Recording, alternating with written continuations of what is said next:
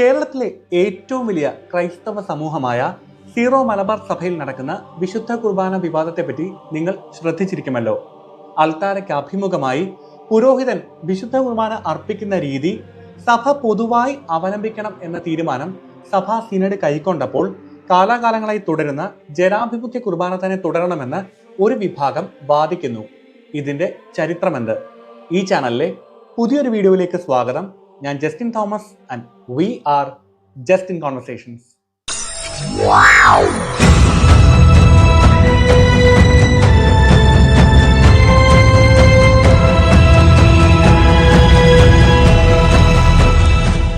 ഇപ്പോൾ നടക്കുന്ന പ്രശ്നങ്ങളുടെ ചരിത്രം അറിയണമെങ്കിൽ സിറോ മലബാർ സഭയുടെ തുടക്കം എങ്ങനെയാണെന്ന് മനസ്സിലാക്കണം.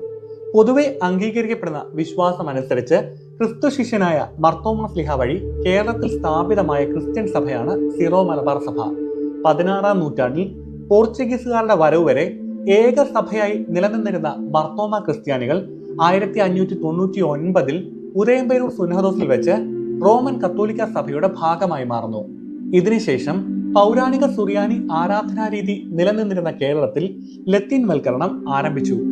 യൂറോപ്പിലെ ലത്തീൻ രീതിയിലുള്ള ആരാധനാ ശൈലിയും അനുഷ്ഠാനങ്ങളിൽ പലതും കേരളത്തിലെ സഭയിലും നടപ്പിലാക്കുവാൻ പോർച്ചുഗീസ് സഭാ മേലധ്യക്ഷന്മാർ ശ്രമിച്ചു.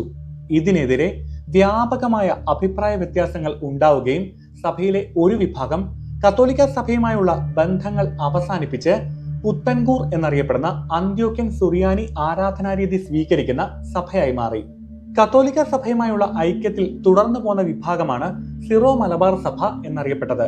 പുരാതന പേർഷ്യൻ ആരാധനാരീതി അവലംബിച്ചിരുന്നുവെങ്കിലും ദീർഘനാളായുള്ള ലത്തീൻ ഇൻഫ്ലുവൻസ് സിറോ മലബാർ ആരാധനാ രീതികളിൽ വന്നിട്ടുണ്ട്. എങ്കിലും സിറോ മലബാർ സഭ അതിന്റെ സുറിയാനി ആരാധനാരീതി പിന്തുടരുകയും കിഴക്കൻ ആരാധനാരീതി പിന്തുടരുന്ന കത്തോലിക്ക സഭയുടെ സഭാ വിഭാഗങ്ങളിലെ ഏറ്റവും വലിയ സഭയായി നിലനിൽക്കുകയും ചെയ്യുന്നു. സിറോ മലബാർ സഭയുടെ സുറിയാനി പാരമ്പര്യം സഭയുടെ സ്വത്തമായും 1-ാം നൂറ്റാണ്ട് മുതൽ കേരളത്തിൽ നിലനിന്നിരുന്ന ക്രൈസ്തവ പാരമ്പര്യത്തിന്റെ പൈതൃകമായും സഭ അഭിമാനപൂർവ്വം കാണുന്നു.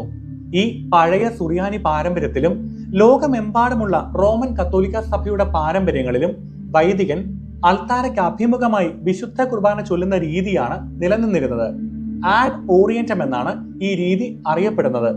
എന്നാൽ 1962 കത്തോലിക്ക സഭയുടെ ലോക വീക്ഷണവും ആരാധനാ രീതിയും പുതിയ നൂറ്റാണ്ടിന് വേണ്ടി പരിഷ്കരിക്കുകയും നവീകരിക്കുകയും ചെയ്യണമെന്ന ആഗ്രഹത്തിൽ ആഗോള കത്തോലിക്ക സഭയുടെ സുന്നഹദോസ് ചേരുകയും 2-ാം വത്തിക്കാൻ കൗൺസിൽ എന്ന പേരിൽ ചരിത്രത്തിന്റെ ഭാഗമാവുകയും ചെയ്തു. 3-ാം സഹസ്രത്തിലേക്ക് കടക്കുന്ന കത്തോലിക്ക സഭയിൽ കാലാനുസൃതമായി വരേണ്ട നവീകരണങ്ങൾ സംഭവിക്കണം എന്ന ആഗ്രഹത്തിലാണ് ഈ കൗൺസിൽ നടന്നത്.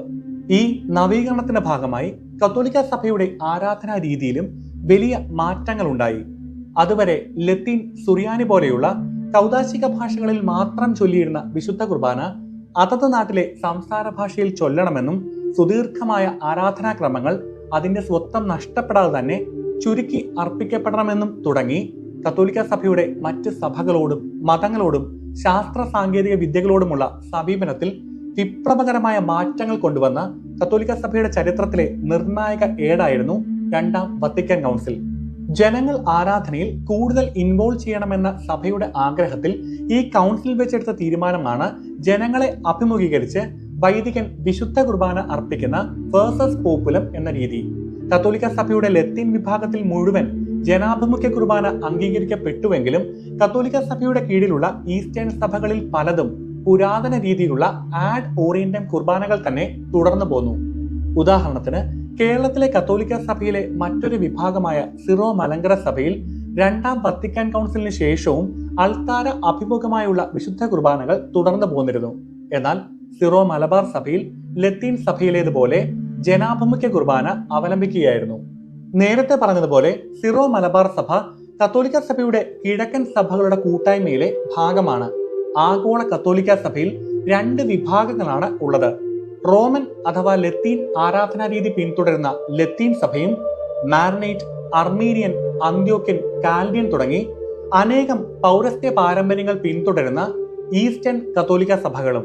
കിഴക്കൻ നാടുകളിലെ തദ്ദേശീയ സഭകളിൽ നിന്ന് കാലാകാലങ്ങളായി റോമിലെ മാർപ്പാപ്പയുടെ സുപ്രീമസി അംഗീകരിച്ചുകൊണ്ട് എന്നാൽ തദ്ദേശീയമായ ആരാധനാരീതി നിലനിർത്തിക്കൊണ്ട് കത്തോലിക്ക സഭയിൽ അംഗങ്ങളായതാണ് ഈ കിഴക്കൻ കത്തോലിക്ക സഭകൾ. കിഴക്കൻ കത്തോലിക്ക സഭ കൂട്ടായ്മയിലെ ഏറ്റവും വലിയ സഭയാണ് സിറോ മലബാർ സഭയെങ്കിലും കേരളത്തിൽ തന്നെയുള്ള സിറോ മലങ്കര സഭ പോലെയുള്ള മറ്റ് കിഴക്കൻ കത്തോലിക്ക സഭകളുമായി ചെറിയൊരു വ്യത്യാസം സിറോ മലബാർ സഭയ്ക്കുണ്ട്. 16-ാം നൂറ്റാണ്ടിലെ ഉദയംപേരൂർ സുന്നഹദോസ് കാലം മുതൽ വളരെ ശക്തമായ ലത്തീൻ സ്വാധീനമാണ് സിറോ മലബാർ സഭയ്ക്ക് ഉണ്ടായിരുന്നത്. 1897-ൽ 3 സ്വതന്ത്ര വികാരിയത്തുകൾ എറണാകുളം, അങ്കമാലി, തൃശൂർ, ചങ്ങനാശ്ശേരി സിറോ മലബാർ സഭയ്ക്ക് അനുവദിച്ചു കിട്ടി. അതുവരെ ലത്തീൻ സഭാ നേതൃത്വമാണ് സിറോ മലബാർ സഭയ്ക്ക് ഉണ്ടായിരുന്നത്. 1923-ൽ എറണാകുളം അങ്കമാലി വികാരിയത്ത് അതിരൂപതയായി ഉയർത്തപ്പെട്ടു. 1956-ൽ ചങ്ങനാശ്ശേരിയും അതിരൂപതയായി. 1992-ൽ സിറോ മലബാർ സഭയെ പൂർണ്ണ സ്വയംഭരണ അവകാശമുള്ള സുയൂര സഭയായി വിശുദ്ധ ജോൺ പോൾ രണ്ടാമൻ മാർപ്പാപ്പ പ്രഖ്യാപിച്ചു. സിറോ മലബാർ സഭയുടെ ആധുനിക ചരിത്രത്തിൽ ഉടനീളം എറണാകുളം അങ്കമാലി അതിരൂപതയും ചങ്ങനാശ്ശേരി അതിരൂപതയും തമ്മിലുള്ള പ്രശ്നങ്ങൾ നിലനിന്നിരുന്നു. ചങ്ങനാശ്ശേരി അതിരൂപത എല്ലാ കാലത്തും പാരമ്പര്യങ്ങളെയും യാഥാസ്ഥികത്വത്തെയും പിന്തുണച്ചപ്പോൾ എറണാകുളം അങ്കമാലി അതിരൂപത നവീകരണത്തിന്റെയും പുരോഗമനവാദത്തിന്റെയും വക്താക്കളായിരുന്നു. സിറോ മലബാർ സഭയിലെ ഏറ്റവും ശക്തമായ 2 അതിരൂപതകൾ തമ്മിലുള്ള ദാർശനികവും ആചാരപരമായ വ്യത്യാസങ്ങളും അഭിപ്രായ ഭിന്നതകളും നിലവിലെ പ്രശ്നങ്ങൾക്ക് വലിയ പങ്ക് വഹിക്കുന്നു. 1992 വരെ അതിരൂപതകളായിരുന്നു എറണാകുളം അങ്കമാലിയും ചങ്ങനാശ്ശേരിയും. 92-ൽ എറണാകുളം അങ്കമാലി മേജർ അതിരൂപതയും ഈ അതിരൂപതയുടെ തലവൻ സഭയുടെ മേജർ ആർച്ച് ബിഷപ്പുമായി ഉയർത്തപ്പെടുകയും ചെയ്തു. അന്നു മുതലും അതിനു മുൻപും ഈ 2 അതിരൂപതകൾ തമ്മിൽ നിലനിന്നിരുന്ന ആരാധനാപരമായ കാര്യങ്ങളെപ്പറ്റിയുള്ള അഭിപ്രായ വ്യത്യാസങ്ങളുടെ ഏറ്റവും പരസ്യവും രൂക്ഷവുമായ തർക്കമാണ് ഇപ്പോൾ നാം കാണുന്നത്. ചങ്ങനാശ്ശേരി അതിരൂപതയിൽ അൾത്താരയ്ക്ക് അഭിമുഖമായി പരമ്പരാഗത സുറിയാനി രീതിയിൽ കുർബാന ചൊല്ലുന്നത് അനുകൂലിക്കുന്നവർ അധികമായി ഉണ്ടായപ്പോൾ എറണാകുളം അങ്കമാലി അതിരൂപതയിൽ ജനാഭിമുഖ്യ കുർബാന അനുകൂലിക്കുന്നവരായിരുന്നു അധികവും. അതിനാൽ ചങ്ങനാശ്ശേരി അതിരൂപതയിൽ അൾത്താരയ്ക്ക് അഭിമുഖമായി കുർബാന ചൊല്ലുന്നത് വളരെ കാലമായി തുടർന്നു പോരുന്നു. എറണാകുളം അങ്കമാലി അതിരൂപതയിൽ ജനാഭിമുഖ്യ കുർബാനയും. എന്നാൽ 2021-ൽ ചേർന്ന സിറോ മലബാർ സഭയുടെ സിനഡ് സഭയുടെ കീഴിലുള്ള എല്ലാ പള്ളികളിലും ആഡ് ഓറിയന്റം കുർബാനകൾ മാത്രമേ അർപ്പിക്കാവൂ എന്ന തീരുമാനമെടുത്തു. അങ്ങനെ എതിർപ്പുകൾ ഉണ്ടായിരുന്ന രൂപതകൾ ഉൾപ്പെടെ സഭയിലെ എല്ലാ രൂപതകളിലും ജനാഭിമുഖ്യ കുർബാന നിർത്തലാക്കുകയും വിശുദ്ധ കുർബാനയുടെ പ്രധാന സമയങ്ങളിൽ വൈദികൻ അൾത്താരയ്ക്ക് അഭിമുഖമായി വിശുദ്ധ കുർബാന ചൊല്ലുന്ന രീതി നിലവിൽ വരികയും ചെയ്തു, എറണാകുളം അങ്കമാലി അതിരൂപതയിൽ ഒഴികെ. ഇതേ തുടർന്നുണ്ടായ തർക്കങ്ങൾ രൂക്ഷമാവുകയും പലപ്പോഴും അക്രമങ്ങളിലേക്കും വിശുദ്ധ കുർബാന തടസ്സപ്പെടുത്തുന്നതിലേക്കും ചില പള്ളികൾ അടഞ്ഞു കിടക്കുന്നതിലേക്കും നീങ്ങി.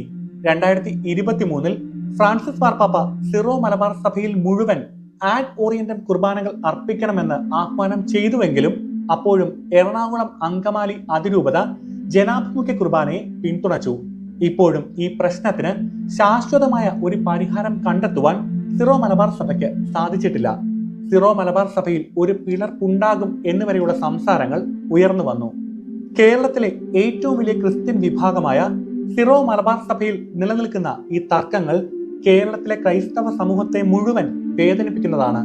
സ്നേഹത്തിന്റെയും പരസ്പര ബഹുമാനത്തിന്റെയും ക്രിസ്തുപാഠങ്ങൾ ഉൾക്കൊണ്ട് എത്രയും വേഗം ഈ പ്രശ്നങ്ങൾ പരിഹരിക്കുവാൻ സഭയ്ക്ക് സാധിക്കട്ടെ എന്ന പ്രതീക്ഷയോടെ ഈ വീഡിയോ ഇവിടെ അവസാനിക്കുന്നു.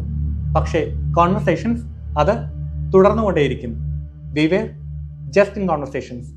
Goodbye. Wow.